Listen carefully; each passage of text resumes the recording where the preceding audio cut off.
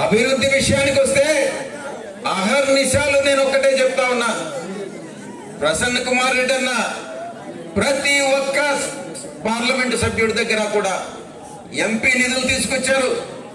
అనుక్షణం 5 సంవత్సరాల కాలం రాష్ట్ర ప్రభుత్వం నుంచి ఏదైతే పథకం ఉంటుందో ఆ పథకాల నుంచి కోవూరికి లబ్ధి పొందేలా ప్రతి పథకాన్ని మీకు తీసుకొచ్చి ఇవ్వడం జరిగింది. ఎప్పుడు కూడా కోవూరికి చేయండి, కోవూరుని అభివృద్ధి చేయండి అని అహర్నిశాలు కోవూరు ప్రజల కోసం పాటుపడుతున్నటువంటి నాయకుడు ప్రసన్న కుమార్ రెడ్డి అన్న. కాబట్టి మీకు ఎటువంటి పరిస్థితుల్లో వేమిరెడ్డి ప్రభాకర్ రెడ్డి గారు ఈ ఎన్నికల తర్వాత ఆయన ఉండరు. ఇంకా కూడా చెప్పాలనంటే తెలుగుదేశం పార్టీ, జనసేన, బీజేపీ ఏదైతే కలిసి పోటీ చేస్తున్నాయో, తెలుగుదేశం పార్టీ, జనసేన రెండు బీజేపీలో కలిసిపోతాయి ఎన్నికల తర్వాత అని మీ సందర్భంగా తెలియజేస్తా ఉన్నా. ఎవరు కూడా మీ యొక్క ప్రశాంత్ రెడ్డి, మీ యొక్క వేమిరెడ్డి ప్రభాకర్ రెడ్డి ఎన్నికల తర్వాత ఉండరు, మీకు కనిపించరు, మీరు కలవలేరు అన్నటువంటి విషయాన్ని నేను తెలియజేసుకుంటా ఉన్నా. ఎక్కడైతే వ్యాపారంలో కొన్ని వేల కోట్ల రూపాయలు ఆర్జించారో ఆ కోట్ల రూపాయలు ఖర్చు పెట్టనివ్వండి, ఇస్తే తీసుకోండి. కానీ మీతో ఉండేటటువంటి వాళ్ళు, నేను నెల్లూరులో పుట్టా, నేను ఢిల్లీ నుంచి ఊడిపడలా, నేను పుట్టింది తాళపూడిలో. ఇక్కడే నేను తాళపూడిలోనే 5వ క్లాస్ వరకు చదువుకున్నా. ముత్తుకూరులో 5 నుంచి 10వ క్లాస్ వరకు చదువుకున్నా, అది కూడా తెలుగు మీడియంలోనే చదువుకున్నా. 10వ తరగతి నుంచి డిగ్రీ వరకు, బీకామ్ వరకు విఆర్ కాలేజీలో చదువుకున్నా.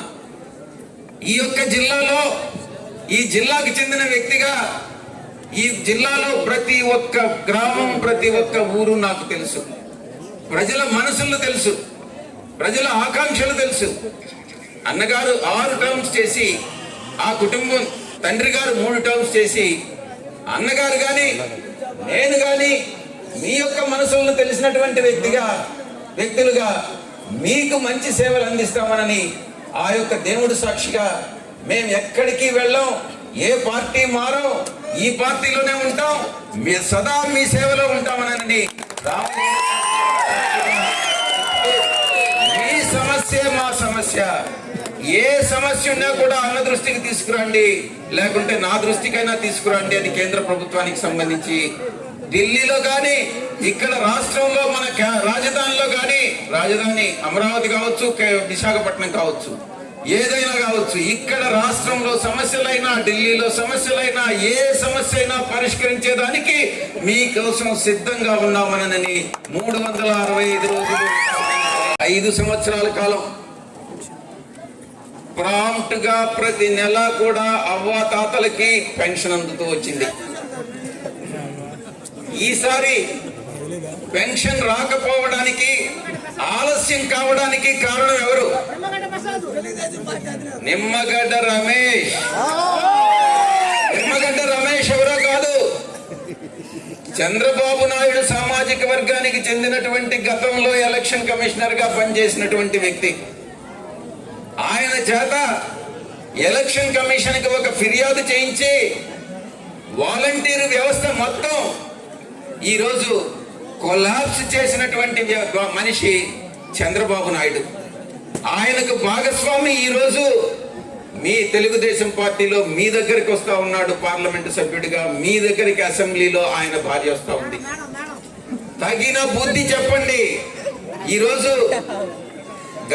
మన జగన్మోహన్ రెడ్డి గారు ఇంటింటికి వెళ్ళి వాలంటీర్స్ ద్వారా పెన్షన్ ఇస్తుంటే, ఈరోజు ఎలక్షన్ కమిషన్ లో పిటిషన్ పెట్టి వాలంటీర్స్ జోక్యం చేసుకోవడానికి లేదు, వెళ్ళడానికి లేదు అన్నటువంటి విషయాన్ని చెప్పి ఆదేశాలు ఇప్పించి అవ్వాతాతల్ని సచివాలయం, గ్రామ సచివాలయానికి వెళ్ళి తీసుకోవాలన్నటువంటి ఆదేశాలు ఇచ్చారు. మీరంతా చూస్తూ ఉంటారు సోషల్ మీడియాలో కానీ, టీవీలో కానీ. వెళ్ళలేనటువంటి వాళ్ళు, నడవలేనటువంటి వాళ్ళు, వయసు పైబడినటువంటి వాళ్ళు ఈరోజు ఎంత ఇబ్బంది పడతా ఉన్నారంటే ఇదంతా కూడా చంద్రబాబు నాయుడు వల్ల, చంద్రబాబు నాయుడు పార్టీలు, ఆయన నమ్మినటువంటి పార్టీల వల్ల. ఇదంతా కూడా తాత్కాలికమే. మీరు 2 నెలల కాలం తర్వాత 2 నెలలు బహుశా అవస్థపడవచ్చేమో.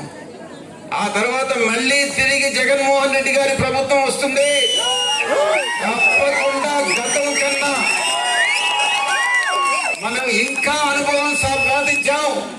గతంలో ఏదైతే సంక్షేమ పథకాలు ఇచ్చామో, గతంలో ఏదైతే అభివృద్ధి సాధించామో, అంతకన్నా మెరుగైనటువంటి సంక్షేమ పథకాలు, అంతకన్నా మెరుగైనటువంటి అభివృద్ధి పథకాలు మీకు తీసుకొచ్చి మన రాష్ట్రాన్ని, మీ నియోజకవర్గాన్ని, మన రాష్ట్రాన్ని అంతర్జాతీయ ప్రమాణాలతో మనం అభివృద్ధి చెందించుకోవాలన్నటువంటి లక్ష్యంతో పనిచేస్తూ వైఎస్ఆర్ కాంగ్రెస్ పార్టీ మన అధినాయకుడు గాని, నేను గాని, అన్నగారు గాని సదా మీ సేవలో ఉంటామని మరొక్కసారి నేను మనం తెలియజేసుకుంటూ మీ దగ్గర Please subscribe my channel.